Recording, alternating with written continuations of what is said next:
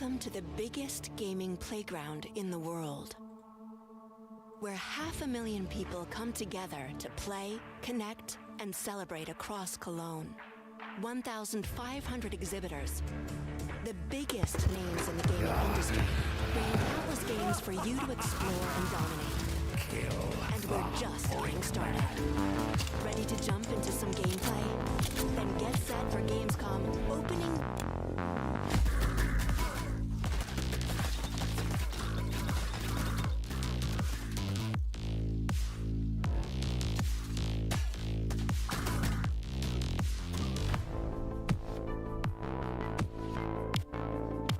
Салют, people. Скоро подойду.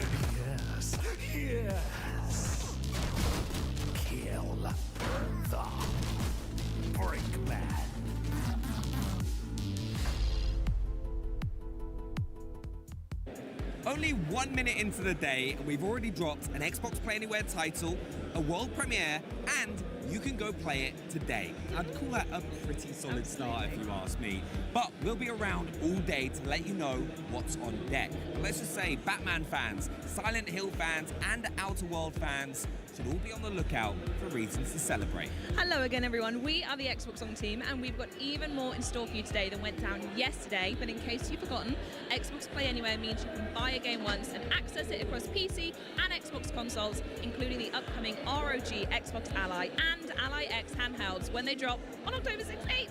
Even better, your progress travels with you, so you can pick up right where you left off, bringing along your saves, your add-ons, your friends, and your achievements. Coming right up near the top of the broadcast, we're going to have a hands-on presentation of a new co-op game from the team behind Spiritfarer at Fate's End. Then it's going to get a bit weird because the guys from Squanch Games are going to bring the show home with the absolute madness of High on Life 2. Plus, we'll unleash yet another new trailer for a Game Pass game that's Xbox Play Anywhere, and honestly, that would start to get a bit old if it weren't so awesome. First things first though, guys, Ninja Gaiden 4 is roaring onto Xbox with a new playable character, new weapons and bosses, and some new gameplay mechanics to consider. Day 2, show us what you got, Gamescom. Bring it on. Oh, I'll show you what I got, Henry. I got Team Ninja. Here to tell us more about Ninja Gaiden 4, our director Masakazu Hirayama from Team Ninja, producer-director Yuji Nakao from Platinum Games, and Joe Muntle, Team Ninja's global project manager. And Joe will also graciously be interpreting for us. Thanks so much for being here, everybody. Yeah, thank you for having us. Of course. Now, fans everywhere are already going berserk for Ninja Gaiden 4. The game was revealed in January's Developer Direct, and we saw an action-packed trailer where the launch date was revealed at the Xbox Game Showcase. And just the other night, we caught the story trailer on Opening Night Live. And don't forget, there's a build right here at the show that you can play right now. So, to the team, how's the reaction been for you guys so far? そうですね、1月のデベロッパーダイレクトの、発表以来はいろんな新しい映像が発表されたんですけど、本作に対する、期待がだんだん高まっているんですけども、ユーザーの反応を見てどんな、気持ちでしょうか。そうですね。まずこのようなですね、素晴らしいゲームショーの場でこうお話できるのが大変嬉しく思ってます。長くこう潜んでこう開発してきましたけれども、10月21日にこう発売できることをまず嬉しく思ってます。あとそして今回このゲームズコムの会場で私も直接使用しているプレイヤーの皆様の姿を拝見してすごく興奮しています。これからも発売に向けてしっかりこう仕上げていきたいと思いますので、これからも応援よろしくお願いします。Yeah, it's been great to see the fans and the players' reactions to everything that's been revealed up until now.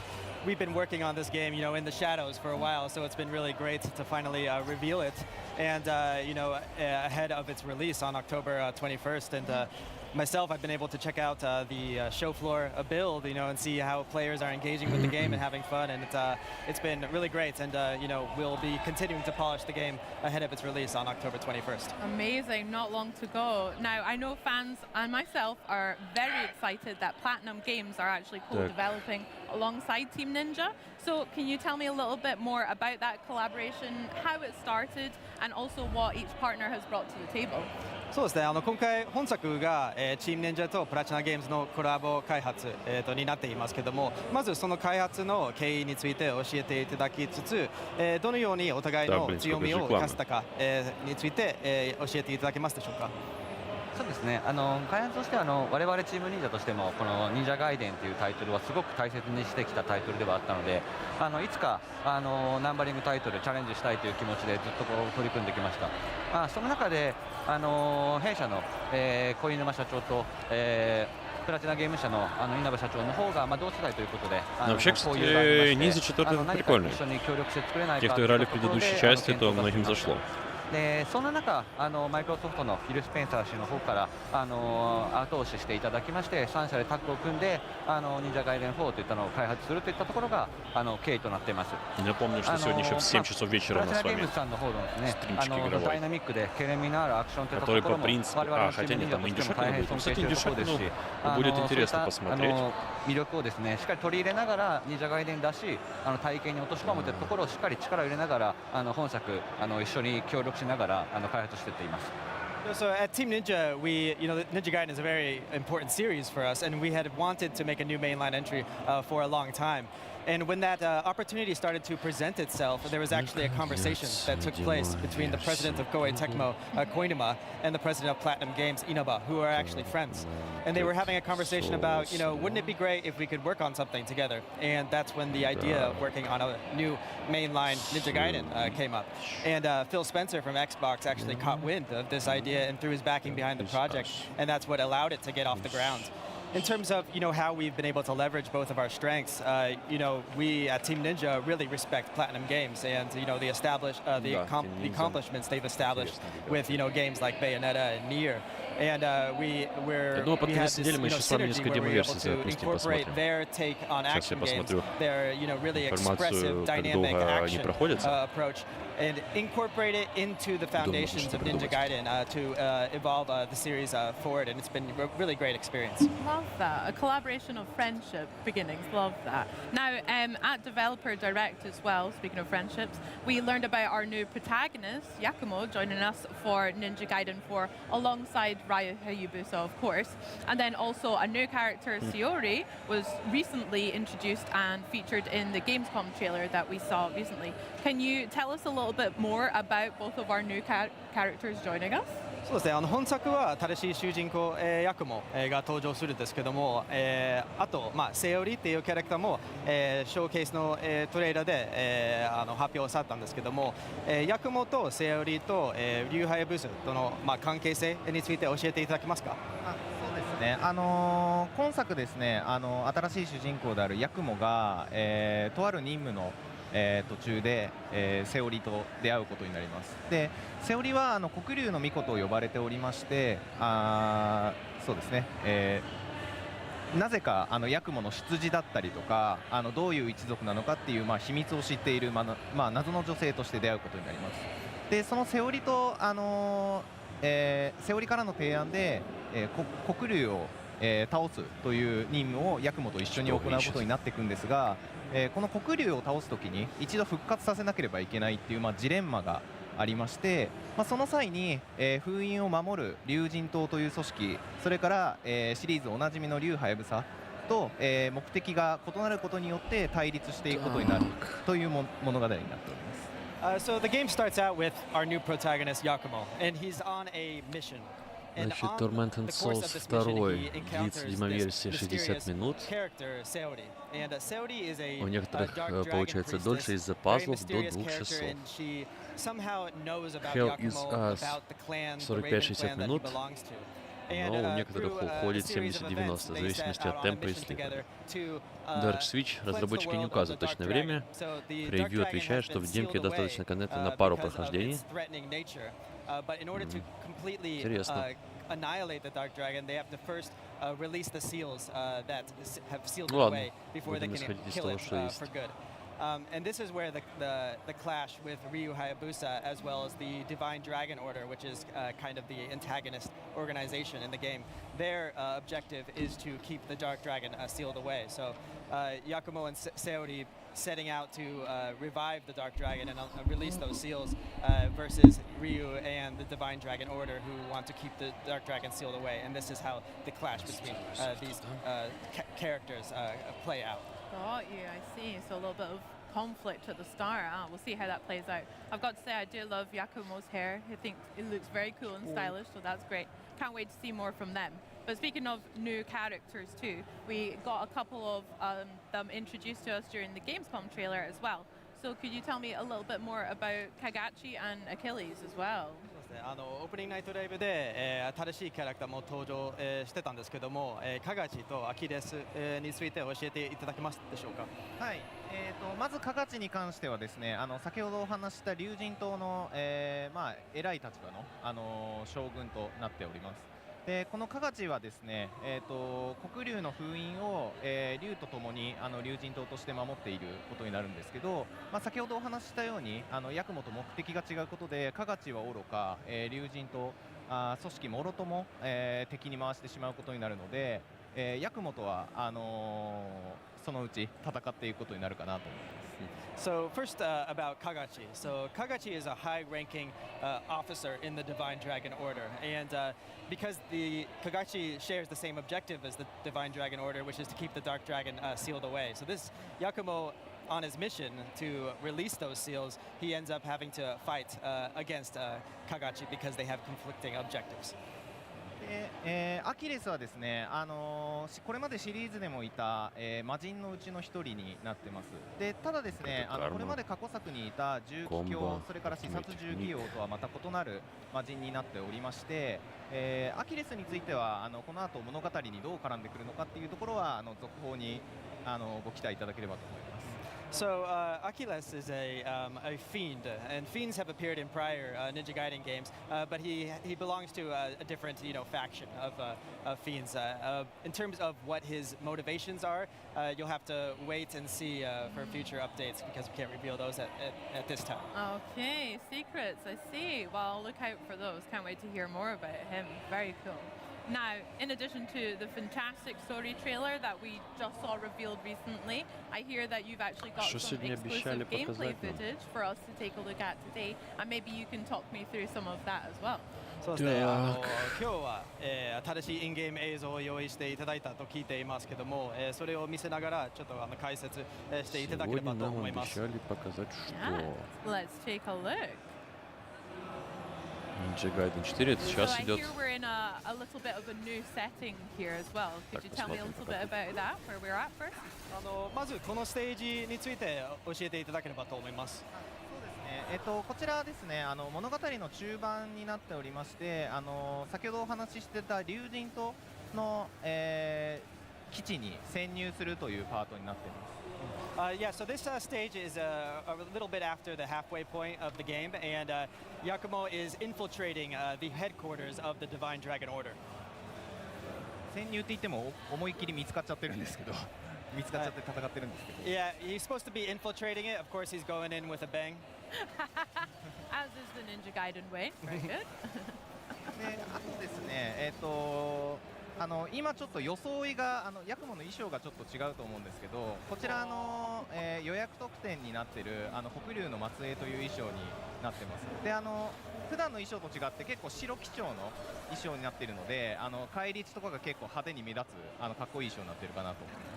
So you might have noticed that Yakumo is sporting a different outfit than what you see usually, and this is actually the pre-order bonus for Yakumo, and it's the costume he's wearing is called the Dark Dragon Descendant outfit, and because it's white, the way the blood splatters on his outfit, it's really striking and very cool. で今お見せしていたのが、これが今回新しいトレーラーで公開された暗記の武器になっておりまして、一つの武器にはなってるんですけど、手裏剣だったりとか近接武器だったりとかっていうさまざまな武器を切り替えながら戦っていく結構トリッキーな武器になっています。And you know the weapon that we're showcasing right now, this is the Assassin's Tools weapon, which was revealed in the opening night live trailer. And this it is one weapon, but within this weapon there is this one weapon contains a wide arsenal. So there's long-range options in the form of these large shurikens, as well as a large arsenal of close-range melee weapons. Так, Ninja Gaiden, Onimusha, Age of Empires, Overwatch, Ivalice. ヤクモのパワーアップした状態になると、背中からでかい腕が生えて、普段よりもさらにでかい武器を使って。Да, наверное, в самом конце будет. And when you go into Bloodraven form with the assassin's tools, these large mechanical arms will come out of Yakumo's back, and this allows you to perform even more, devastating attacks using the weapons included in the assassin's tools arsenal. I see. あと本作ですね、これまでの発表とかでもお話はしていたんですけど、武器がリアルタイムに切り替えられるようになってまして、先ほどもからも映像でコンだったりとか暗記だったりとかっていう武器に結構素早く切り替えて戦ってると思うんですけど、もうこれぐらいリアルタイムで常に戦闘でいろんな武器を使いながら戦うことができます。And you might have noticed in the footage that Yakumo is seamlessly switching between weapons. So in the fight that happened previously and what's happening right now, you'll see Yakumo switching seamlessly between the staff and Bloodraven hammer and the assassin's tools weapon. Yeah, I like that. あと先ほどちょっとちらっと見えたと思うんですけど、シリーズファンの方向けになんですけど、今回首切り投げっていう敵を投げるアクションがあるんですけど、そちらがなんと今回から空中で使えるようになったので、より自由に戦うことができます。And series fans might have noticed that Yakumo pulled it off an in-air guillotine throw. So this is a returning technique, and in Ninja Gaiden 4 you can actually use it mid-air and throw enemies at other enemies using this technique. Sounds class. Love that. Awesome. でここでまた敵が出てきて戦う。こちらがツイストソードですね。突進力を生かした武器で、結構移動が多いんですけど、単体に対してはすごく強い武器。And right now we see Yakumo using the rapier weapon, which transforms into a drill in Bloodraven form, and this is really effective in one-on-one encounters. でこちらがおなじみのイズナ落としですね。And of course we see the Izuna drop. The classic. Oh. Very good. 今回結構武器がヌエの方とカラスの方っていう形態に分かれているので、それぞれでいろんな滅却の殺しのパターンっていうのが見れるので、かなり見てるだけでも気持ちのいいものになってるってことが分かるかなと思います。Yeah, so the obliteration techniques, which are these flashy, finishers, they combine both the base form and the Bloodraven form varieties of these weapons. So very flashy and very cool. ここは爆弾を使って一気にイズナ落としで敵を倒していきました。So we saw Yakumo use bombs and then connect that into an Izuna drop. Nice. でここはスイッチをしてレーザーを止めながら戦っていくっていうパートになります。Yeah, so in this room we have those danger lasers, and you can deactivate them by hitting that generator. Okay. A little bit of environmental as well as having to deal with these enemies. Wow. 今のような感じで打ち上げた後に、タッチの武器で空中に行ってそのままコンボを続けるみたいな、結構コアな遊びっていうのもできるので、そういう自由度も皆さん楽しんでいただければなと思います。And you might have seen how Yakumo pulled off a just guard counter, launched the enemy into the air, went into the air using the Bloodraven form of the Tachi blade, and then did an Izuna drop, and then transitioned that into an on-landing ultimate technique. So there's really elevating the core Ninja Gaiden combat experience with new possibilities. これが暗記の術になってますね。Yeah, and that was the Assassin's Tools ultimate technique. です。でここがカラスニングっていう今回新しいニングアクションみたいのが使えて、そこでいろいろステージを進んでいくっていうので。And you might have seen right now Yakumo use a wire to traverse through the environment. So that's part of Yakumo's Raven gear, which is a new aspect to Ninja Gaiden 4. で他にもカラスニングはあって、それぞれ移動を補完するようなものでステージの合間合間で挟まるんですけど、アクションのスピード感を止めない形ですごいスムーズに入っているのでどんどんバトルに進んでいくっていう快感を味わえるかなと思います。In addition to the traversal wire, the Raven gear includes other, traversal items, and these traversal sections connect, these combat encounters, but they don't get in the way of interrupting the pace, the high-speed, action pace that you expect from a Ninja Gaiden game. No, it doesn't look like that at all. Very high. ここは狭い道なので周囲の攻撃が得意なハンマーで攻撃してますね。 So you see how Yakumo entered this close quarters area, so he whipped out the staff and hammer because that's very effective at hitting multiple enemies around the player. ただ油断してると今みたいに敵にもう容赦なくガードされて反撃されちゃうのでかなりそういうところも激しいゲームになってるかな。But the thing is, if you hesitate or you slip up, the enemy will be quick to punish you for it. So that intensity is always there. 今映った技っていうのが新しい敵を弾いた後に切り抜ける琥珀という技でして、あちらがジャスト入力で琥珀の派生に成功すると、確定で V 欠損するっていうちょっと新しい面白いシステムです。So you might have seen Yakumo perform a just guard, and after you perform a just guard, if you press the heavy button at the right timing, you'll be able to do a counter, and this will dismember the enemy and allow you to finish them off with an obliteration technique. こちらが今回ヤクモが使っているショップですね。通信担当の海というキャラクターからアイテムを購入したり、任務を受けたりすることができます。 And we just saw the Darkness terminal, so that's where Yakumo can buy items from a supporting character named Umi. In addition to buying weapons, you can also take on missions that will have you completing certain objectives during the stages. 今のところミサイル兵器をちょっと格好つけて刀で倒してるんですけど、ここ例えばですけどシリーズおなじみの飛燕で倒したりっていうこともできたりします。Yeah, so Yakumo is performing some very flashy maneuvers to take out these missiles, but you can also use the legacy technique Flying Swallow to take them out as well. ここは一気にタッチで、刀を伸ばして敵を大量に巻き込んで攻撃しましたね。Yeah, we just saw Yakumo use the Tachi blade to, have this area of effect attack to take out multiple enemies at once. 見ていただくと分かると思うんですけど、結構もう体の部位がどんどん飛び散るような感じで、かなりグロテスクなんですけど、ただすごい刺激的で気持ちいい絵になってるかなと思います。Yeah, and through the course of these battles, you see limbs flying, and just this, this violence, and but it's not, the violence in Ninja Gaiden, it's not meant to be grotesque. It's really to provide feedback and to the player and provide that sense of satisfaction and catharsis. ここプラットフォームの外に浮いている敵がいたので、暗記の手裏剣の攻撃で対処した後に近接武器からの伊豆の落としみたいな感じのコンボでやってます。Yeah, now you can see Yakumo use the assassin's tools to use projectile weapons to take out the enemies that are floating outside of the platform, and then switch up to those close counter weapons to take out the other enemies. で今少し空中に飛んだんですけど、あれが新しいカラスニングのうちの一つのユスリカというものになってまして、風の気流に乗って空中を飛び回ることができます。So you might have seen how Yakumo was floating through the air, and that's another traversal mechanic included in the Raven gear.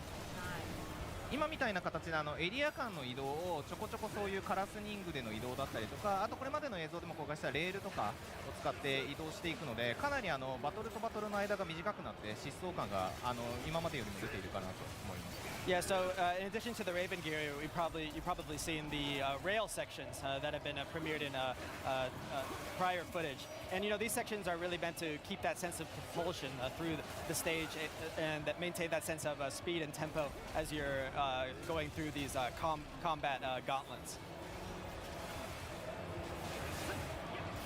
そうですね、ここはちょっと敵が攻撃が苛烈なのでだんだん辛くなってきている状況かなと思います。You can see the enemies are really amping it up and giving Yakumo a hard time. Oh yeah. このちょっとでも油断したらすぐやられてしまうっていうところも忍者ガイデンの変わらない魅力かなというふうに思ってます。Yeah, and that sense of just relentlessness from the enemies. That's what really makes Ninja Gaiden distinct. なんで時を超えて最新作としては出してるんですけど、今まで感じてたようなすごいハードなバトルっていうのは今回も健在なので、そこはご安心いただければなと思います。Yeah, so even though it's been quite a while since the last mainline entry, Ninja Gaiden 4 retains that sense of intensity and, relentlessness that the series is known for. あとちょっと紹介が遅れちゃったんですけど、さっき左下に出ていたゲージが乱殺ゲージというゲージでして、こちらがマックスの状態になると、さっきフィルターが出て思いっきり敵をズバッと切っていたような傑殺っていう必殺技が使えるようになります。Yeah, you might have seen that there was this circular gauge on the bottom left-hand screen, and when that filled up, you can enter Berserk state. And when you're in Berserk state, you can unleash bloodbath kills, and that's when the screen, turns red, and you just completely devastate an enemy with a devastating strike. Yeah. It looks sick. I really enjoy the visuals of the Berserker attack. Привет, Димон. こいつは重装型の敵で結構手強い敵なんですけど、慣れてるせいかあっさり倒してますね。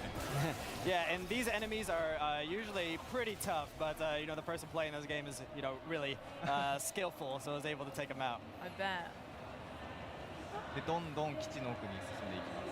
Yeah, so you keep on going deeper and deeper into the Divine Dragon Order base. Amazing. Well, thank you so much for sharing that look at halfway through the game. I can't wait to check out some more. I have a couple of questions about what we've just seen, and maybe we can dig a little bit deeper into some of the bloodbind mechanics and stuff like that, if that's okay. かっこいい映像を見せていただいてありがとうございます。これからちょっと時間残っていますので、もしよろしければ、ヌエの方とか、本作の要素、について、詳しく、教えていただければと思っています。本作の要素について、はいですね。はい。そうですね。今作先ほどお見せしたようなこれまでの忍者ガイデンでできていたアクションを一通り継承しつつも、新しくできたヌエの方によってよりダイナミックで、ダイナミックなアクションを行います。でこれっていうのが今まで1対1で手勢の手勢の状態だった戦況っていうのを広範囲の国で一気に変えることができるっていう新しいアプローチをしていまして、これまでの忍者ガイデンの良さも継承しつつより繊細にダイナミックにВчера тоже я еле высидел и то до конца не досмотрел. 3 часа стримил и вообще. А вот вечерком уже трейлер хороший показали. Но сегодня еще в 7 часов вечера должны быть презентация с инди-играми. Я думаю, там должно быть поинтереснее, подинамичнее. Сам неплохо с работы недавно приехал и параллельно делаю еще работу. Так что такое, активненько, Ninja Gaiden 4, we really set out to retain that core essence of what makes Ninja Gaiden, while also injecting it with these new, very expressive, diverse arsenal of techniques that you can use at your disposal, and you'll see that in the Blood Raven form of Yakumo. And also with Ryu Hayabusa, he has the Gleam State, and the Gleam State really just kind of demonstrates how powerful and how just absolute Ryu Hayabusa is. Amazing. That sounds really cool. So with the Blood Raven form, and maybe with Gleam as well, there's different weapons that we spoke about that Yakumo was able to pull out quite quickly on the fly. Can you tell us a little bit about what the particular unique states are for the different weapons, and also how they're best used in combat as well? そうですね、ヤクモの武器種、について、カラス、の方と、ヌエの方、それぞれの武器の、違い、その形態、について教えていただければと思っています。そうですね。まず全体を通してなんですけど、カラスの方っていうのはこれまでの忍者ガイデンでできたアクションっていうのを一通り取り揃えて、忍者ガイデンのプリミティブな体験っていうのができる形態になっています。で一方でそのヌエの方に関しては先ほどお伝えしたようなそのダイナミックな攻撃をできるっていう形態で、それぞれ自由にヌエの方はゲージを消費するんですけど、自由にスイッチングしながら戦うことができます。Yeah, so the base form of Yakumo's weapons, those really retain that foundational Ninja Gaiden experience, and then the Blood Raven form allows you to Спасибо за поддержку, Ярко. Спасибо, очень приятно. Спасибо большое. Дмитро PLK. Підтримочка каналу. Почти нет и активности, но спасибо большое.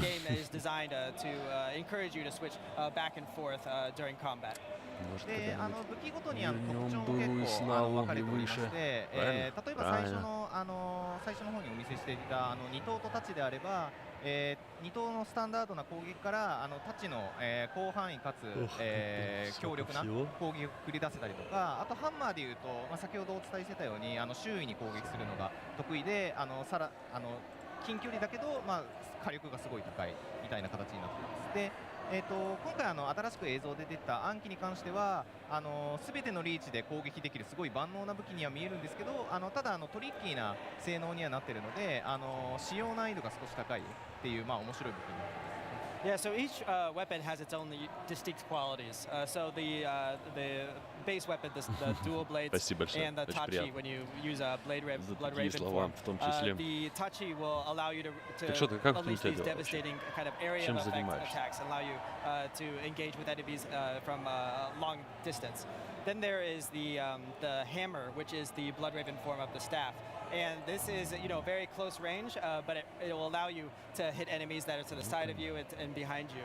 And then the weapon that was revealed in the opening Nightlife trailer, the Assassin's Tools, if you look at the footage, you can see that it kind of is a jack of all trades. You can use it in any situation. But because of how, diverse its tool set is, it's quite tricky to master. But once you, really, wrap your head around how it works, the possibilities are just immense. It sounds like a lot of fun. Now, are there any particular enemies that are susceptible to the different weapons and also the different bloodbind states? Is that a balance that you've put in there? そうですね。この敵に対してこの武器が有効だったり、そのようなことがあったりしますでしょうか。そうですね。敵によってどういう武器、例えばですけど、1体で強力な敵がいたりした場合はドリルでじっくり戦うっていうのもありですし、あと敵が大量にいた場合は先ほど、お見せしていたような太刀による広範囲な攻撃で一気に巻き込んだりとか、あと逆に周囲に囲まれてしまってどうしようもない状況を切り抜けたいっていう時とかはハンマーで一気に攻撃してみたいなそういう形で敵もそうですし戦況に応じて自由に切り替えて戦っていくっていうことが重要になってくるかなと。Yeah, so depending on the enemies and the situations you're in, certain weapons can be more effective than others. So if you're in a one-on-one scenario against a very formidable opponent, you can use the rapier weapon, which transforms into the drill when you use Blood Raven form, to use that to really, drill into him and take him out. And then if you're up against a lot of enemies, you can use the dual blades and the Tachi Blood Raven form to unleash, area of effect attacks that can subdue them at once. And then, for example, with the я бы идеал hammer, больше, на самом деле, по айтишке и видосиков, там информации, как мне кажется, интересно намного больше, но не хватает времени. Gosh, amazing. Well, I can't wait to get my Вернее, hands рук. on all of the Ну и weapons иногда и and try them времени. out myself. Там But про probably искусственный the интеллект Assassin's очень Tools, I интересная like the информация challenge you've бывает. set. Hard Ну, to такое. master, but looks like a Но lot меня of fun to точно try там out. бы стимулировало, Before we если бы wrap up было, quickly, как I были would love времена, to хороший ask просмотр, хорошая Kiriyama-san оплата, and тогда бы точно Nakawa-san делал what their больше. А так, favorite part пока of по developing the приоритетам game оно, has been so скажем far. так, на втором месте. 最後になりますけども、 после お二人から оффлайн работы. それぞれ Но 本作におい думаю, て一番好きな要素とか、本作 мы 開 раскроем 発するにあたって、 потенциал. 思い出が、ある、 и желание. ところが、あれば教えていただければと思います。 私の方で一番やっぱ思い残ってるのは後ろにヌエの方もやっのシステムの部分でして、やっぱりヌエの方のシステムは、Спасибо, что 開発 смотришь. 初期からあったシステムではあったんですけど、今回のこのバージョンに至るまで、例えばこの1年前の状態と比べるともう全く別物になってたりしていて、どういうふうにこのプラチナゲームズさんらしいその懸念味のあるアクションを、忍者ガイデンの中に取り込んでいくかというところは本当に毎日議論を重ねてなんとかここまで落とし込んできたところの要素だったとありまして、そういった意味ですごく思い入れもあるし、ぜひ皆さんの方で触っていただいて、ヤクモっていう新主人公の中でもその忍者ガイデンとしてのアクションといったものを感じていただけると思うので、ぜひ触ってみていただきたいなというふうに思っています。Yeah, so I think one of my favorite aspects of Ninja Gaiden 4 is the Blood Raven form. Blood Raven form has been a through line throughout the whole development of this game, and it was really the vehicle through which we were allowing Platinum Games to inject their own approach into Ninja Gaiden, but not just to exist on top of the foundation of Ninja Gaiden, but really incorporate it into those foundations. I think when players pick up the controller and they start playing as Yakumo, they'll understand that Yakumo is a new protagonist, but he really retains that quintessential Ninja Gaiden experience, and we're really looking forward to the day we can deliver the game to players on October 21st. Absolutely, not long at all. I can't wait to play it, and thank you so much Team Ninja and Platinum Games for showing us the look at all that very bloody but very good fun. That was great. And don't forget, you guys at home, you can pre-order Ninja Gaiden 4 today to receive that thick skin that we saw Yakumo in, the Dark Dragon Descendant Yakumo skin at launch. Day 2 of Xbox at Gamescom 2025 broadcast is just revving up. We still got a metric ton of trailers, interviews, and gameplay deep dives left to dig into. And you know, speaking of digging,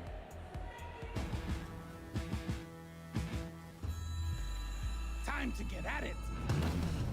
ДРГшка. There's beasties to shoot and work to be done. You can do this alone. Интересно, вот этот вариант выглядит.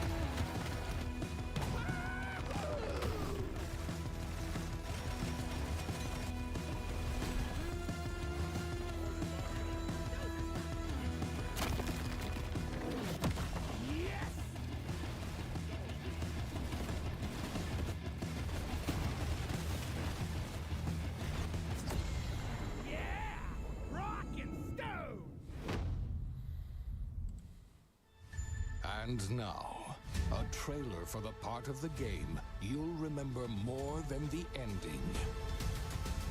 The Companions. Let's skip the diplomacy. Chemically enhancing your statistically unsafe lifestyle.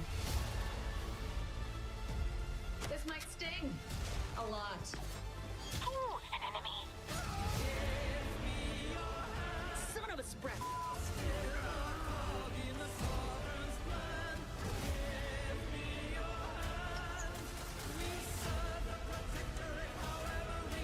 Be grateful you're not on fire.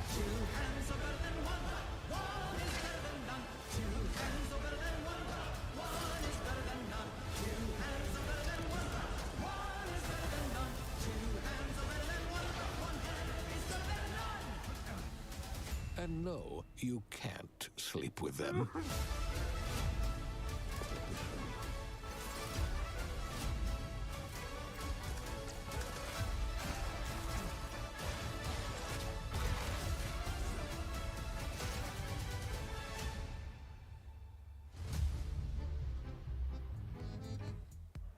Well, if you ask me, trailers, they're all well and good, but part of the joy of Gamescom is getting to go deeper than the trailer, which we're about to do with a game that I'm just absolutely obsessing over, the latest from Thunder Lotus. Now, in 2020, Thunder Lotus captured gamers' imagination with the almost nostalgic feeling of shepherding spirits to their eternal rest aboard an ever-growing houseboat in Spiritfarer. The new game, At Fate's End, looks to tug at some of the same heartstrings, albeit maybe in a bit of a brand new way. That's right, Charlie, and today we are privileged to be joined by creative director Nick Guerin to learn even more. Welcome to the broadcast, Nick. Thank you so much. It's so cool to be here. I cannot wait for people to see the game and to put my hands on this and to have this rolling. That's going to be great. And thank you guys for having me today. Thank you for joining us. This is going to be great. I mean, you guys first revealed At Fate's End at the Xbox Game Showcase, and it was very much in that typical Thunder Lotus style where everyone saw from the people that made Spiritfarer and knew it was like, come in, take my money. But how's the general fan reception been since then? It's been awesome. We do have the best community. If you guys want to join our community, do it. We have the best people, and actually, it was absolutely awesome. So we had a great time, and seeing the reception was just so enthralling for us. So again, absolutely great. Amazing. So we're all super excited to see more and hear more about At Fate's End and its entrancing story of estranged siblings, whatever the hell that means. So what have you brought to show us today? Yeah, so I'm going to start the game, and I'm going to show you At Fate's End. Okay, perfect. Let's jump in and immediately give us a bit of context of what's going on. Village of Creston, and right now, Shan, the character on screen, is looking for her sister Camilla. Okay. And the reason why she's doing so is because the end goal of Shan is to find all of her 7 brothers and sisters' God swords. She's got to reunite them to restart the cycle. And she's being told, basically by her sword Asus, that something is afoot with Camilla. Okay, So I'm opening a little mind palace. These menus. I know. Nick, Thank you so much. this is gorgeous. So Asus, your sword, kind of has an insight, and he sees that through tarot cards. And basically, Asus detected something in Camilla's behavior that makes you think that she's not as good as she's pretend she is. Okay. So her sword Tyrannus is the god of sky and thunder, and she basically did a terrible job at doing anything. So the weather is out of control. There is, as you can see, it's lush and green there, but some areas are pretty dry. Okay. Yeah. So basically, right now we are on the track of trying to find why Camilla did lie to us. So we have to do two things right now. We have to meet her in the chapel.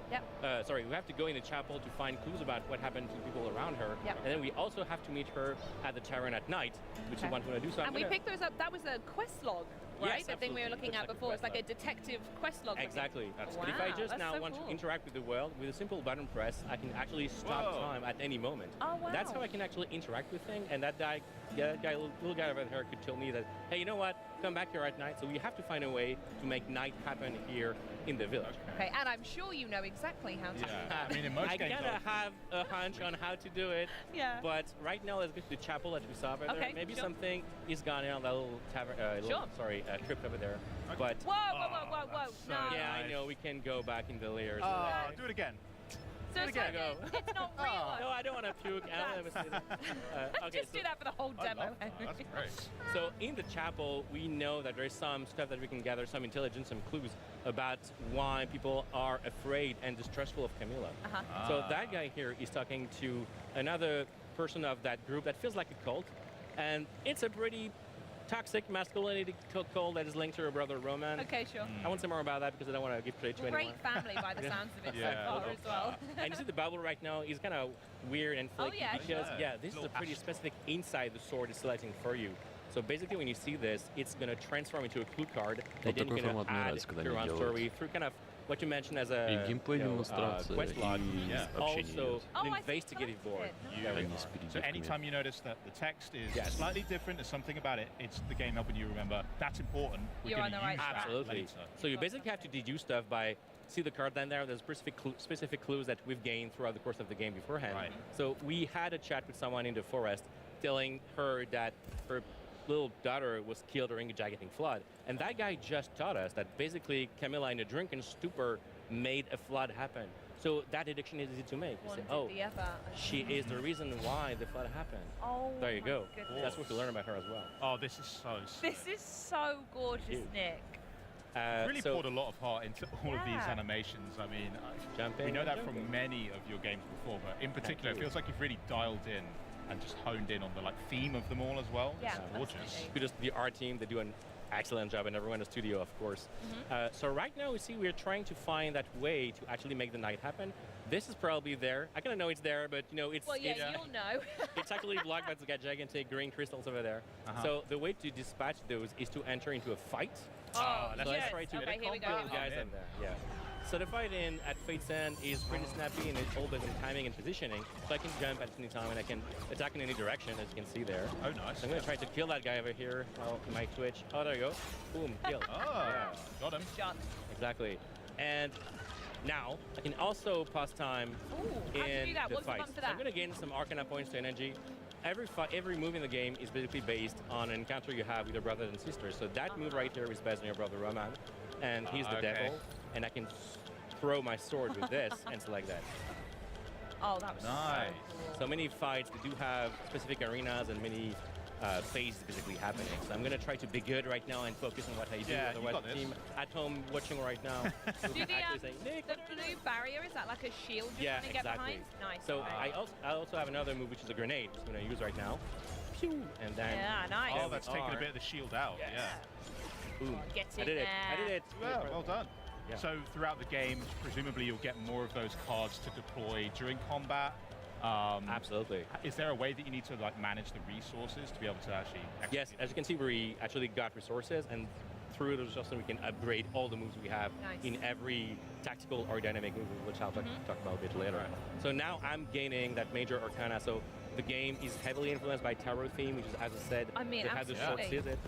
So the sword is basically making you absorb that power, which is the moon, which, as you can imagine, might help us making the night happen. I think I'm on to what you're up to. Command the twilight. Yeah, I'm seeing this. And her hair's changing color. Is that relevant at all, or is that just some cute thing that you've done? Absolutely. Actually, that family is called the Hemlocks, and all of the knights of the Hemlocks, all the brothers and sisters from that family that do have a sword with them, the sword lived within them in a specific part of their body that they've sacrificed exactly to hold the sword. So for Shan is the throat, which also means that the sword talks for her. So we'll be able to select your bubbles, your thought bubbles, and then we'll be talking. All right, so I'm going to use the knight right now as a modifier. This is the moon, and there we go. And the how and the who is interesting as well. But and good this job is with the the knight. Yeah. We never really know yet if time is going forward or if we actually choose to be there at night. I'll maybe expect that some point later in the game. All right, we're in the pub, Henry. Tavern. Well, it's the perfect time to go. It's night time. Yeah. Everyone's having a good time. Let's see it. So Camilla is there waiting for us to have drinks. And of course, that's not... Shan is here to talk to her. We've discovered tons of very creepy stuff about what she's been doing so far. Not been doing her job particularly well at the moment. Need to have a word. Absolutely. So let's dive into it. Yeah, Camilla, what did you do? And she doesn't really want to talk to you. She wants to drink. But not only does she want to drink. If we have to. Sure, okay. Yeah. One in Cologne. Yeah. We are. We've been drinking a whole... No, we didn't drink very anything. professional. No, very, very professional here at Xbox. All right, so let's partake in what she offers us, which is drinking first, talking later. And she's had two, notably, as well. She's had two of them. Also gulping very fast. And there's the sword you mentioned coming out of the throat, yes. So not only does she want you to drink, but she also wants to use your very special power to do very silly things by breaking mugs and showering falling glass. It's like clay pigeons. That's sick. There probably is a law here against this. I'm kind of worried. Again, we're back with the question, and she's still at the, all right, I don't want to talk right now. I still want to drink. Okay, but still, I want to talk to you, Camilla, about what the hell happened to you, and why did you actually leave your people suffer that much because the weather was terrible and nothing happened properly in your region. All right, let's, for the last time, drink something. More drink. It's going to be much harder because I'm way more drunk now, basically. That's going to have an effect, is it? It might have, yeah, I'm afraid. Oh, that's clever. Oh, okay, here we go. Okay. Actually, the screen is rubbing, and it's going to be tough to select the card. And now I can actually miss. Oh, no, I did it. Yes, nice, you did it. You're a pro. Oh, You've done this before, haven't you? I'm very good at doing drunk stuff. Wow, this is getting way worse than I expected. No, I'm terrible. People don't drink at home or drink responsibly. Text has all gone crazy. Yeah, everything is skewed. But now she might, really all over falling the apart. The speech bubble is also falling apart. Oh, and the camera's like swaying. Ooh. Okay, so yeah, what happened really? Just tell us now. So basically, she's answering you that she had that duty to fulfill, but she basically inherited it and she didn't want to do any of it. Oh, I see. I mentioned she's in charge of the weather, but she doesn't want to. Exactly. It's really hard, actually. It takes hard work to do that. But also, she doesn't really want to do anything. Oh, okay. She'd rather stay there. So again, so the speech bubble changes to give you more clues. Exactly. Oh, yeah, the color. Yeah, of course. Yeah. And it's her own opinion on that. One more drink. One more drink. That's the last one. Again, drink responsibly at home. Yeah. Of course. Or don't drink at all. Always an option. The easier option, sure. Easier option, yeah. All right, so she's giving you now a bit of a meeting. She tells you that you have to meet her back in the forest where you first met her. Okay. She's still taking all that as a training. She sees you as an inferior fighter, so the reason why you could actually convince her to give you her sword passed out. She's done, yeah, fair enough. On the counter. Yeah, she is out. Yeah, Okay. she's out. All right, so let's use that insight. And we had first learned by someone that we met in the forest earlier that she basically stopped, doing any effort, which the two of those clues together makes the deduction that actually Camilla doesn't want to do anything, which reveals a minor arcana, which is exactly the crux of a story. So every sibling will have 3 different secrets that we'll discover through the course of the game. And we get to meet all of the siblings. Yes. Yeah. And all of them will have different stories embodied by those minor arcana that you can get to decide which side you want to use. Wow. Which will have an impact. So what's the plan now then? All right, so now we have to go back to the forest. So we're going to use the world map to basically teleport somewhere. Really? Let's go to Hagok for us, where we had to go. To the outskirts. Talk to us a bit about the size of... Yeah, so the world is pretty big right now. It's one of the fixed 6 regions we have in the game. In total, and we have many destinations to explore. All of them are pretty open. We have to meet her during the day because she's still pretty hangover right now. She actually passed out on the encounter. Actually have to go back to the day, so let's get rid of the moon card there. Oh, and you just take it out and it's back let's take to it out, day. and day's happening. Easy. Okay. All right, so another very big theme of Fate's End are secrets. So you might notice something, but the game also tries you to look at things differently. So I'm gonna use the reveal mechanic right now to see, oh, in the branches there were that weird esoteric symbol. It's actually a cancer symbol. And the cancer symbol is associated with Camilla, which will allow me to then teleport much faster to her. I don't have to go through the whole forest again. I'm going to need to brush up on my symbols then. Oh, yeah. Play this. I'm a Capricorn and I've had no idea what I'd be looking for. It is a challenge. All right, so let's have that tough conversation. We know everything we need to know. Now it's time to actually tell her, you know what? Why the hell did you lie to me? Why did you do a crappy job at what you're supposed to be doing? And I have a feeling this isn't going to be a normal conversation. No, those guys, they talk with swords out. And also, basically, you're kind of threatening her with truth.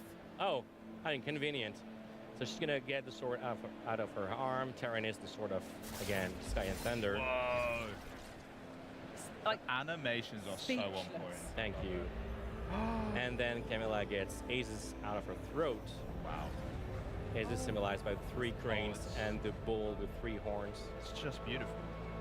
And now that's where that demo is gonna, you know, go sideways, and I'm gonna lose that fight and skip it. Nah, she's a super tough fighter. Whoa, okay, here we go. My money's on you, don't worry. Oh yeah. I'm gonna, no, that's not, no. It's okay, you need to take 1 hit just to show how tough the fight is. I'm gonna try to defend first. No, still, no dice. All right.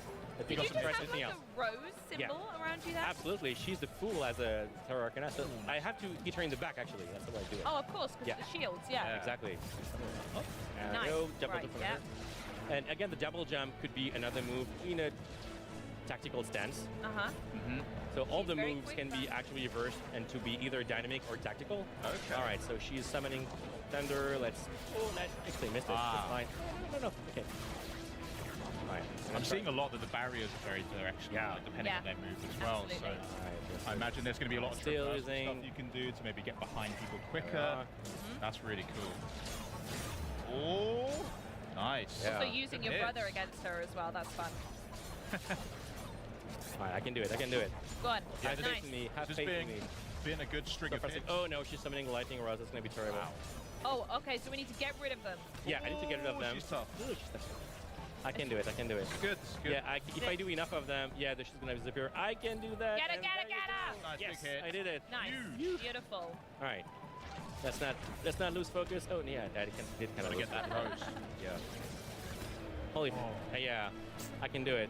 I promise you guys. totally believe Again, electrodes, I have to get rid of those. Oh, those are slightly different though. There's quite a deep moveset for Yeah, she does an awful lot of things, to be honest. And she's super tough to beat, actually. And she does another variation of her attack, which is basically she can go at me, she can summon lightnings to me. Whoa, okay, here we go. Yeah. I love a screen. I'm gonna use the grenade there. Dodge some AoE, there you are. Nice, getting rid of barriers. Oh yeah, here we go. There we go. Nice gap. Yeah, I can do it. Almost halfway there. Yeah. I believe. Oh. Oh, nice. That's the time. Yeah, nice. Good. Yeah, you got it there. Beautiful. How often can you use that card of your brother's? It's based on the little gauge you have at the bottom of the screen. Oh, beautiful. And right now she's beaten enough to be actually needing to catch her breath. So she's summoning you back in the sky to have a very specific conversation moment with her. So every duel is basically interrupted by these moments of conversation with your siblings. Hey. Because they're not just fights. You're having having a battle, a confrontation. This is a family feud. Exactly. So now you can choose what to tell her. And depending on what you actually choose now, this will have consequences in the fight. Wow. So because we know Camilla, I mean, you know her for like 15 minutes now, but I've been knowing her for a long time. Yeah, sure. I know that if I actually take care of what I say to her, which is, you didn't do that exactly on purpose, did you? She might be actually taking a step back and saying, oh, okay, you're right. So see, she's losing her diamond there. So because you were empathetic to her. Exactly. That was the right choice in that conversation. Does that mean that there's a flip side where if you aggravate her... There is a complete flip side. If you don't say the right thing to your brother and sister, they might, just get angry and be harder to beat. Exactly like in real life. I don't think I've seen a mechanic like that in the game. That's really cool. I'm definitely going to mess up all the conversations. Are you going to go with that down the I angry probably route? will. I probably will. You definitely will, if I know anything about you. So she's admitting it. She messed up, and she knows that she's sorry. And so we basically got to her by saying this. Yeah. So her life is not only her life, it's also her mental stamina in a way. blast. But she's going to be tougher in phase 2, summoning the two sphinxes of her chariot, because she's symbolized by the chariot's major arcana. Even the arena is like totally changed now. You can see like You've got more clouds cut on off. the top. Yeah. Whoa, these attacks are intense. Nice. Oh, that's a there's good opening. great There's gap. nothing Good opening. right there. Yes, have it, I Camilla. did it.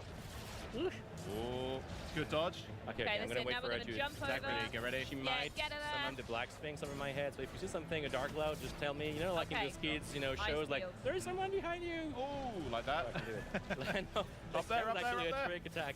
Careful. Oh, there we go. I Nice. don't know where she's going. Right. Oh yeah, no, the She's electro- so mobile. the lightning rods again. Yeah, she teleports over. All those, the Hemlock Knights, they are super mobile and they move so quickly. And the fight is just a whole arena as well. Yeah, it's not absolutely. just back and forth. Doing that again. Yeah, while she's There distracted. you go. Oh no, it's not. No, I did. Okay, I can do it. Got it. We're almost there, guys. You are See so the close. black sphinx Yeah. over my head is gonna basically pump up lightnings at me. I have a feeling you're making this look easy. Yeah. And even saying that, this looks really difficult. Well, when we play it, we'll be the judges. Oh, 100%. We'll be all over this. Oh, that was a big one. We're in the red, Nick. Oh yeah, it's fine. I'm gonna do something. Okay, I'm gonna. Oh no. Oh, there's a lot of lightning rods. There's a I'm lot of getting the hammered chariots right as now. well. Getting hammered. Okay, I'm gonna wait for my grenade to fill up. So Okay. grenade there, and then I will actually Cards. attack her. Yes, It should beautiful. do something. Yeah, it works. Okay, great. We're almost there. Nice. Two more left. Two more left. Yeah, two more. Oh, whoa, whoa. I'm There's a actually lot of sturdier than it lightning. looks. And grenade again, and then attack again. Nano I can do it. cards. I can do it. Nice.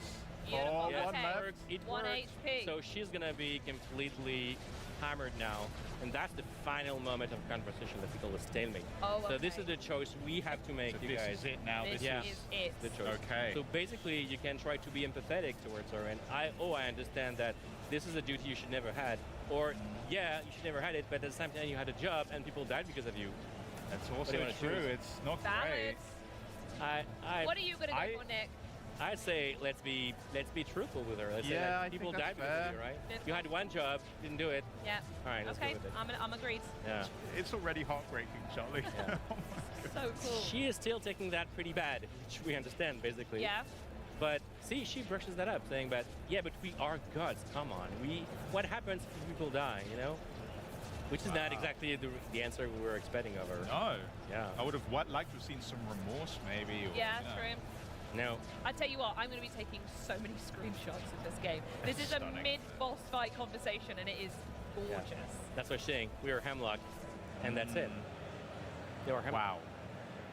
I I want am to know what speechless. happens. I'm speechless. You will have to play the game in 2026. I was definitely going to do that anyway. I mean, yeah, this is just that's field fate even more for me. I would say that looked absolutely amazing. Thank you Yeah. so much for joining us, Nick. Yeah, thank you, Nicholas. Again, thank you so much for having me, guys. It was awesome. Thank you for the segment. It was great. Absolutely. I'd love to have seen more, but hey, I'm really just looking forward now to checking out At Fate's End when it drops in 2026. And if you at home are hooked, make sure that you wishlist At Fate's End today, and make sure you follow the journey on the link that we're showing on screen right now. But before that fated date arrives, let's check in with another project from the Thunder Lotus team. You guys have been busy. It's 33 Immortals. Then it's time to unbox Lego Batman himself. It's all games, no breaks, as Xbox at Gamescom 2025 continues.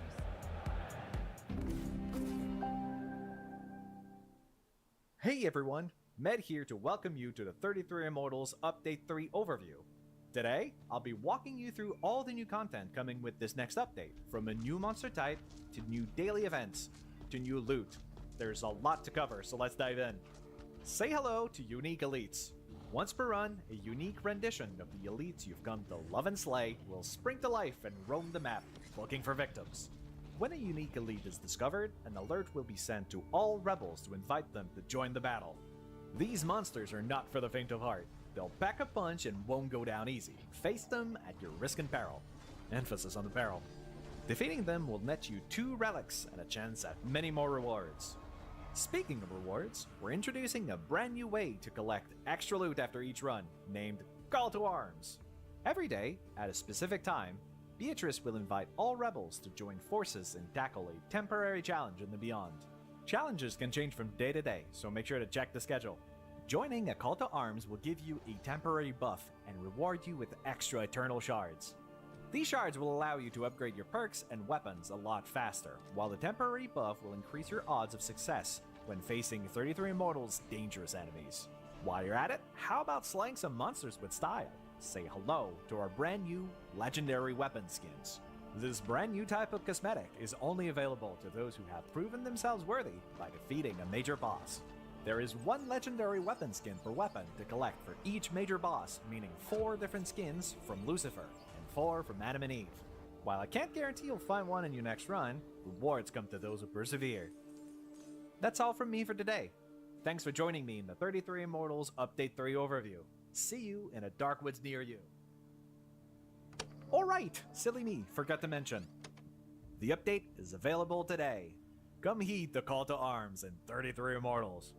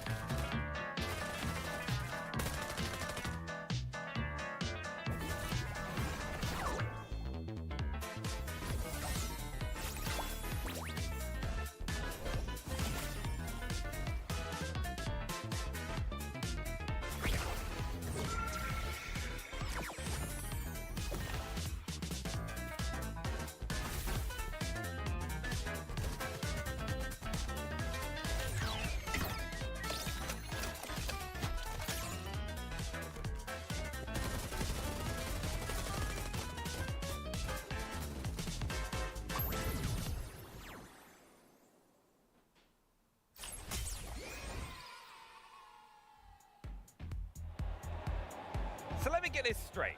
Toys come alive when you don't look at them, but they kill each other. Okay, I think that cancels itself out. That's good.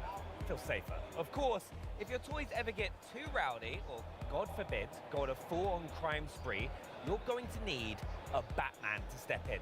Some sort of toy-based Batman.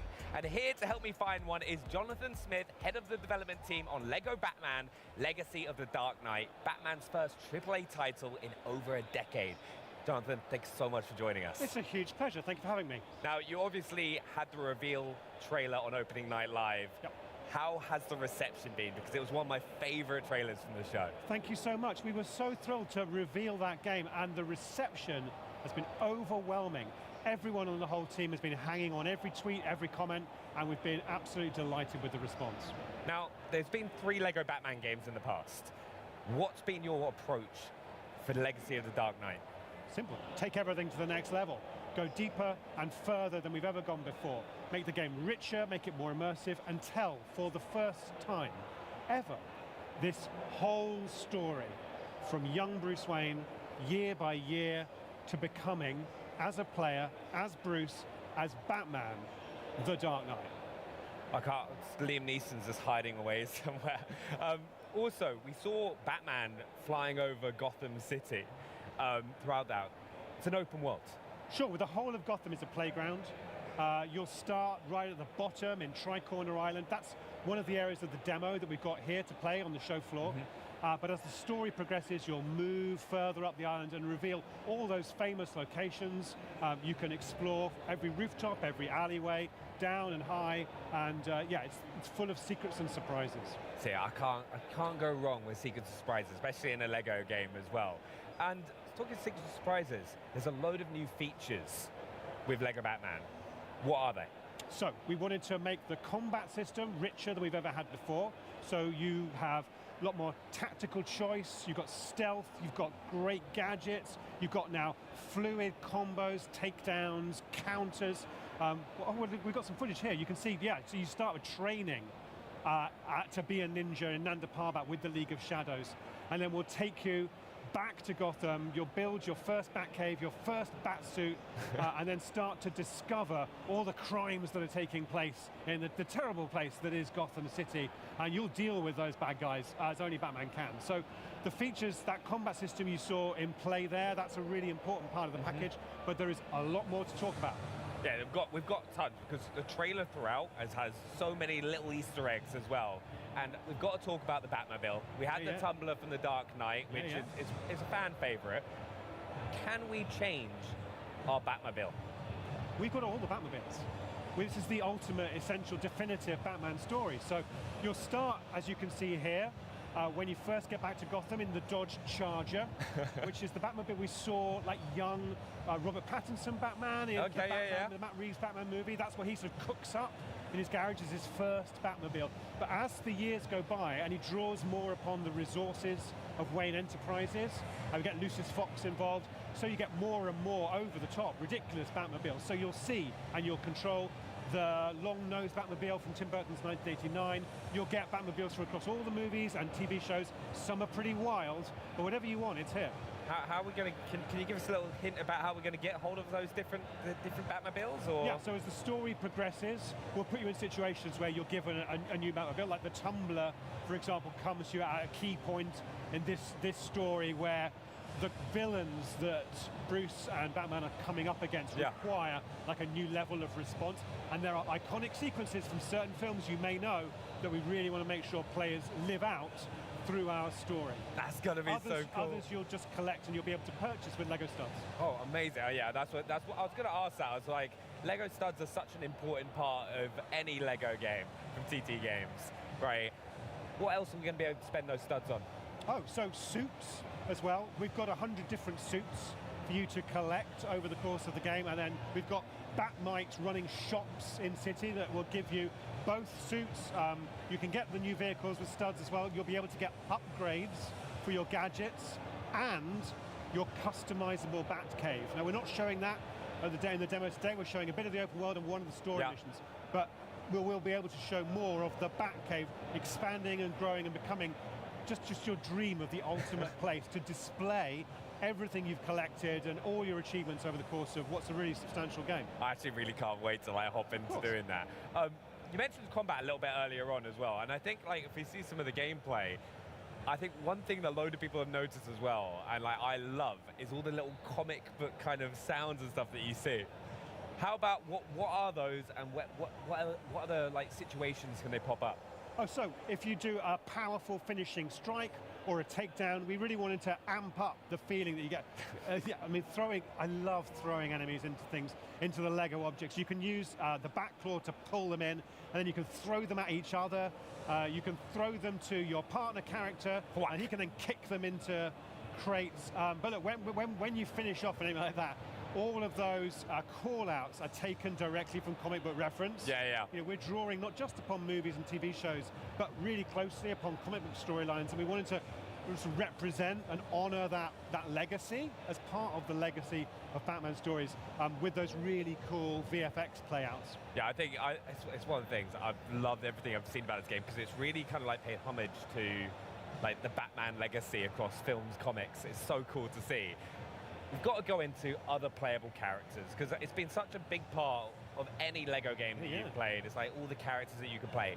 which ones are we going to get alongside Batman? That's right. So you play Batman all the way through. The focus is Batman. And we've never done that before in a LEGO game. Had one character be the sole focus. Like even in Indy, you weren't always Indy. But here you're going to be Batman all the way through. And then as the story progresses, you're going to get different partners and build out that Bat family. So you'll start training with the League of Shadows and Public with Talia Al Ghul. Yeah. And she'll return to Gotham later in the story. You'll then, as you move back to Gotham, hook up again with Jim Gordon, who you first see in Crime Alley when you lose your parents, one of the last good cops in Gotham. He's got fantastic gadgets that you've played on the show floor here. We've got him with his ricochet launcher with rubber bullets that bounce around and smash objects and bounce off enemies and cause them to misfire their weapons. He's also got a foam sprayer which incapacitates enemies and can be used to solve puzzles. So all of these different characters in combination with Batman and his cool gadgets as well give you all new kinds of different tactical choices in your combat. After Gordon, you'll get Selina Kyle as Catwoman with her whip and her other gadget that we'll talk about later on.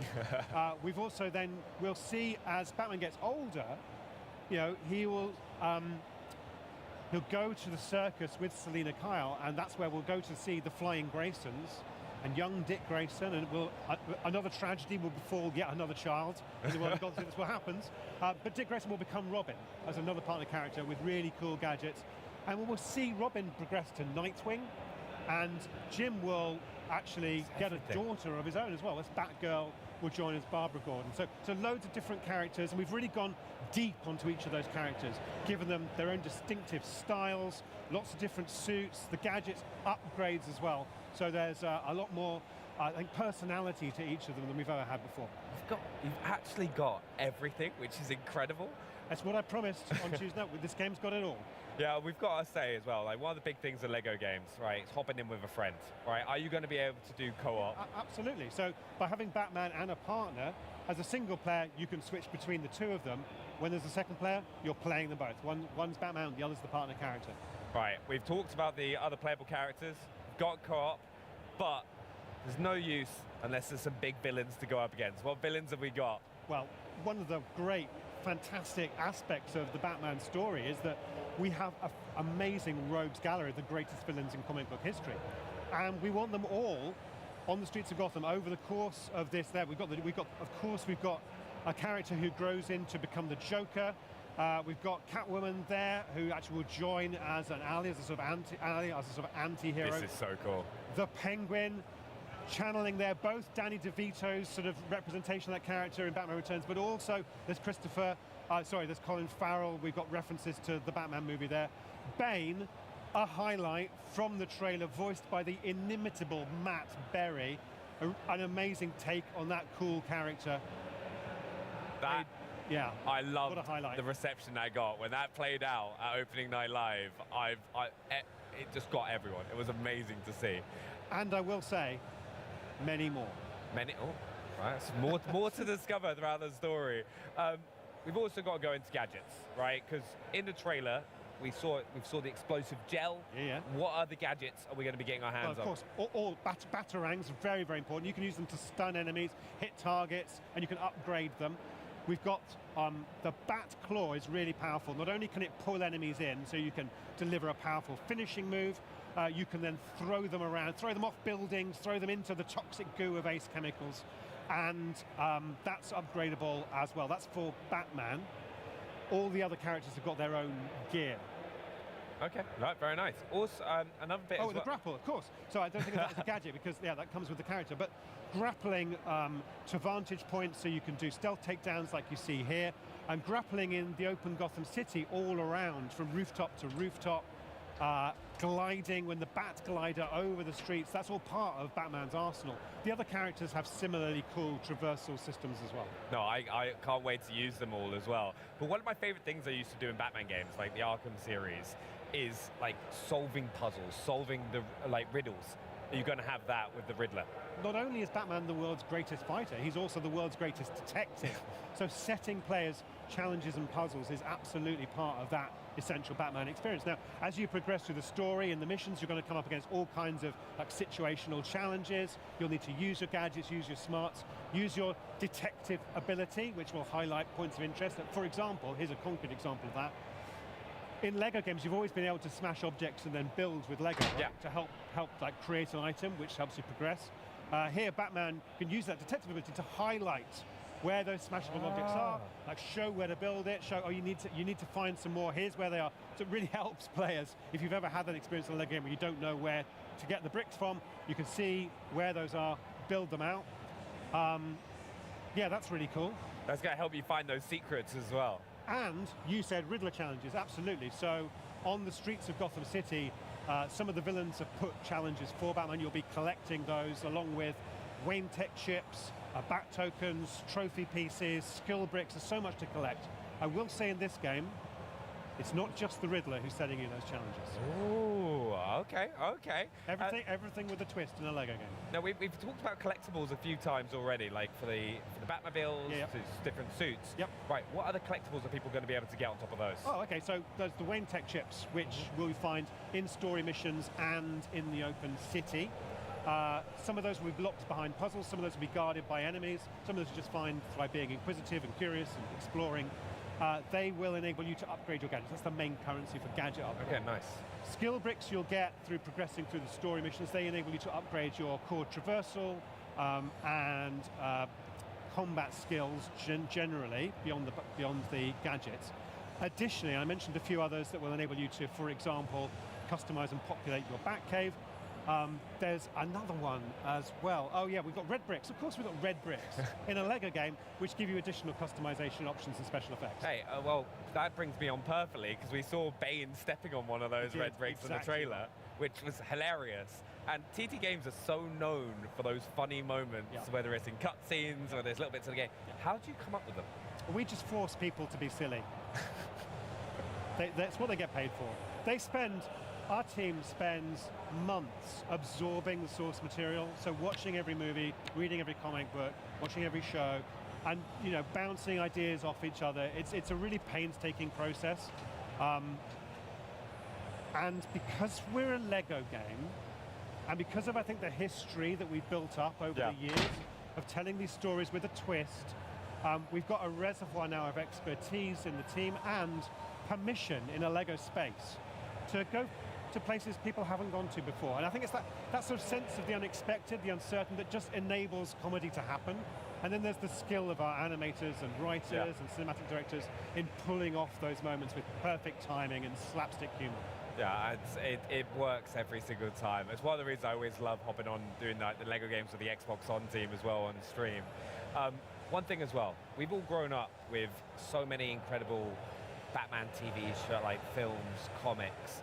Like, what does Batman mean to the team that's really helped you kind of create this universe? Yeah. So I think there is, in this game, more I think than in any game we've ever done, there's a real emotional drama going on because we're telling one story across across a big game, big campaign. We're really connecting into this character, into their history, where they come from, and they come from a place of darkness. They lose their parents. They're surrounded by fears. All these bats are around them. We represent. I think there's a moment in the trailer where young Bruce Wayne falls down the well, and the bats are around him. How do we see this character turn that trauma and that fear into something positive, to use it to bring good to Gotham? And again, Gotham's a dark place, ridden with corruption and crime. When we bring the lightness and the fun of Lego together with that darkness, and we do it sincerely and authentically, with real honor for those stories, all the stories that are dark, the stories that are fun and colorful from the 50s, the stories that are dark from later on. It's all brought together, and I think everyone on the team has got a connection with Batman.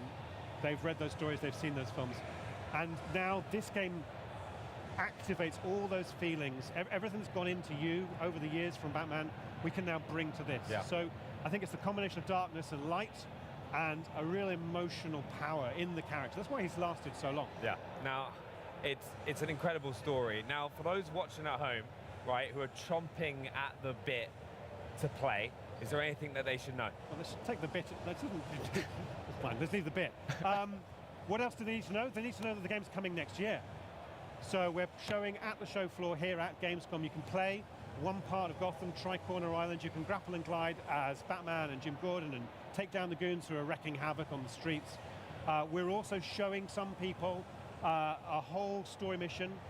So creators are there, they're recording their footage, so you'll be able to see people play through the Ace Chemicals mission.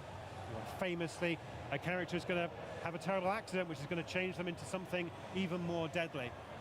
So they should check it out, they should watch and learn what we were able to show at the moment, and watch for more. It's on all game platforms, and we're so excited and thrilled with the reception we've had so far. Yeah, and if anyone comes down to Gamescom, they can play it on the show floor as well. Right.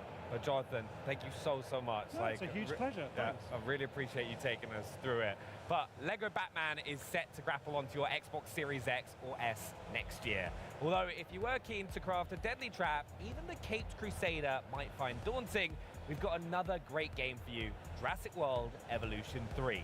Take a peek at the new park, and day 2 of the Xbox at Gamescom broadcast continues with Onimusha, Way of the Swords.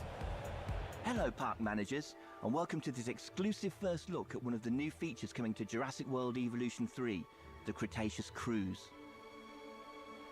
I'm Sandy, a principal designer on the game, and in this demo, I'm going to show you how to build this attraction through several enclosures, including the T-Rex.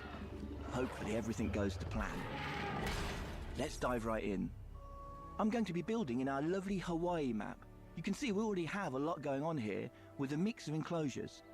We've got some lagoons, aviaries, and land enclosures, but also a number of new attractions. Floating in the background, you may have noticed a hot air balloon. And over here, we have our new dinosaur encounter, where guests can pet your dinosaurs. These attractions are great, but what if you want something to go through an enclosure? Veterans of the game will be familiar with our gyrospheres, which will be making a return. However, the Cretaceous Cruise lets your guests view dinosaur families whilst cruising along rivers and water bodies, opening up all sorts of interesting ways to construct your enclosures with this attraction in mind. Like all our attractions, I'm going to need an entrance. We have our building already placed down. Jurassic World Evolution 3 now features modular building, meaning you can customize buildings like this to your heart's content. We have 3 enclosures we want this ride to pass through, so our guests get to see a wide variety of dinosaurs, including that T-Rex we mentioned. I've placed a couple of security cameras around. We should be safe if things get a little chaotic. Let's start adding a track. It's incredibly easy. Clicking here, I can simply lay down the route I want, adjusting the path to be curved or straight as needed. And while this is a great starting point, our new scenery pieces mean we can make these spaces even more interesting. Let's make the ride feel more dynamic by adding a rock arch. If we go into the scenery panel, we have a wide variety of rocks to choose from. Very easily, we're able to create something unique for our ride.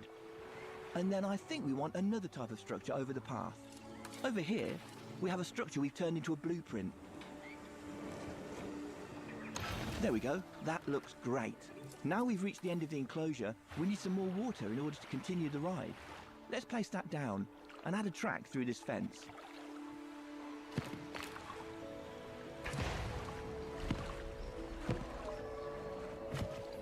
In this new enclosure, you can see that we have these elevated areas of terrain that can act as natural barriers to keep dinosaurs separated.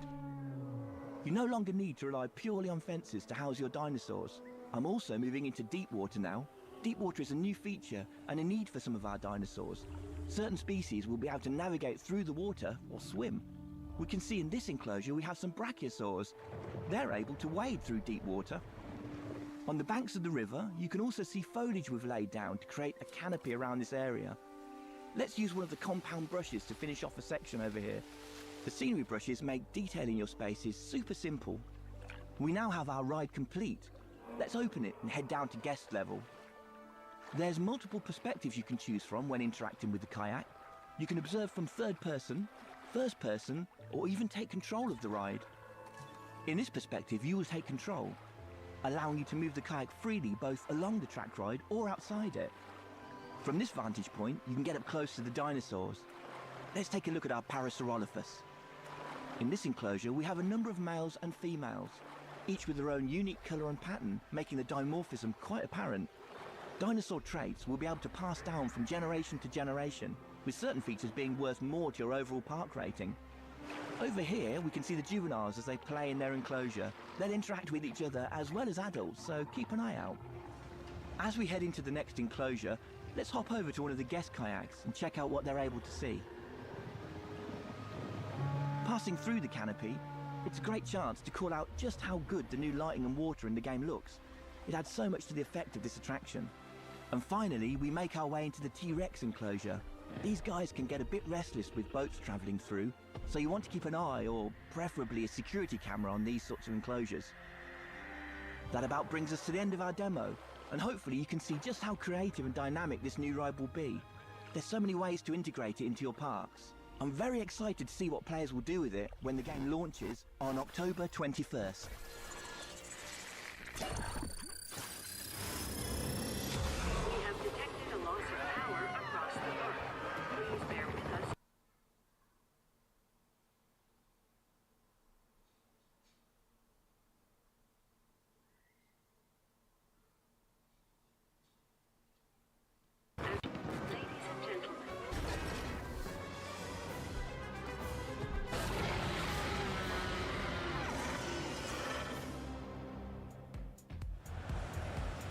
Hope you're enjoying this absolutely peng-a-leng broadcast thus far. And don't forget, later today, we've got our Borderlands 4 controller giveaway and the Outer Worlds 2 and Age of Empires 4 deep dives as well.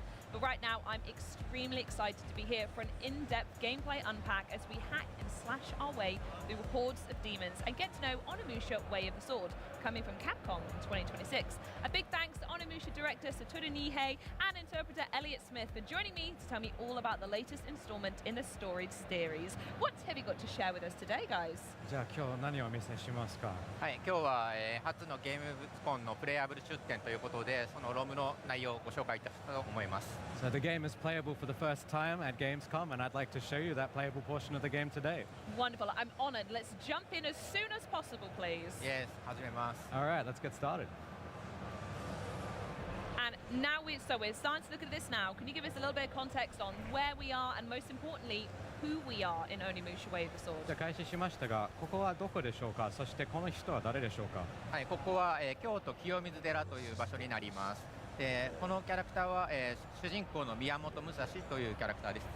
So we are at Kiyomizu-dera Temple in Kyoto, and the character you see here is our protagonist, Miyamoto Musashi. Oh wow. それでは、清水寺の舞台に向かって今進めていきます。So what I'm doing right now is heading towards the stage at Kiyomizu-dera Temple. Is that a significant temple? それなんか特別とか大事なお寺ですかね。そうですね。京都の中でも非常に名所と呼ばれるところで、今回その神域と呼ばれる場所が、現場に侵略されているという設定になっています。Yes, it's a very, very famous temple that exists in Kyoto, and at this point in the game, it's been overrun by Genma, so we have to sort that out. I like to sort that out. That feels like an Englishism. It may well be. Can you speak more about the color that just went into the weapon then, if there's anyone who's maybe unfamiliar with the franchise? 今何か光ってて固定の中に入りましたが、それは何でしたかね。はい、これは、鬼武者で登場してくる、魂と言われる存在で、ゲンマを倒したりすると出てきますね。So that's a long-running aspect of the Onimusha series, but they're called souls. And when you attack or kill Genma, they come out and you can absorb them.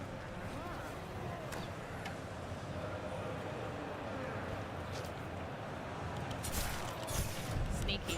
Nice. Yeah. 今の賢いかったですね。ありがとうございます。Thank you very much. Can you speak more about the combat style? Is there a preference that you like to play Nihei-san, or are there loads of options you can do here? アクションですが、ニヘイさんの好みとかいろいろ選択があるんですが、ちょっとそれについて語っていただけますか。そうですね。僕の好みはまず敵がどんな行動をしてくるかっていうのを見るところからスタートして、そこからは気持ちよく動くっていうところが、自分で攻めるっていうところが好きですね。So personally, I like to wait and see what the enemy is going to do, and then once I figured out the way that they move, I like to then move in on them and attack take the advantage and attack. And I noticed there's some deflection to this as well. So is that the only ranged attack that you can do? Is that patience and deflecting it, or are there other things that unlock later on in the game? 今はね、飛び道具をした弾き返したと思うんですが、それ以外の、自分から出せる飛び道具ありますでしょうかね。そうですね。今武蔵のこの初期状態はそういうのはないんですけど、成長することで、そういう飛び道具が使えるようになることもあります。At this point in the game, the only way that you can really use projectiles is to knock the enemy's projectiles back at them. Okay, yeah. But as you progress through the game, Musashi gets some projectiles of his own. 今ちょっとお見せしたのが一戦と呼ばれるもので、敵の攻撃に合わせてうまく、攻撃ボタンを押すと発生する、各作にもあったような気持ちよさを演じているものですね。So what I just did there to take down that enemy was what's called Isen. It's essentially something that you can achieve by very carefully timing your inputs along with the enemy's attack. And it's very, very satisfying to pull off. So what you're saying is Nihei-san just did something really technically impressive and wants everyone to know about it. ということは、めっちゃ難しいことを今やり遂げて自慢してるんですね。そうですね。Definitely bragging. 攻撃に合わせて攻撃ボタンを押す、敵の攻撃に合わせて攻撃ボタンを押すっていうことはリスクがあるので、非常に難しいけどできたら気持ちいいというアクションですね。Because the button that's used to do that is the attack button, and the enemy's attack is coming in at the time that you do it. It's a very risky thing to do because if you mistime it, obviously their attack is still coming. And this feels significant. What's happening here? 何か展開ありましたね。これは何でしょうか。そうですね。ここのシーンは初めて武蔵がこの黒魂と呼ばれる新しい、今回登場してくる魂を吸うと。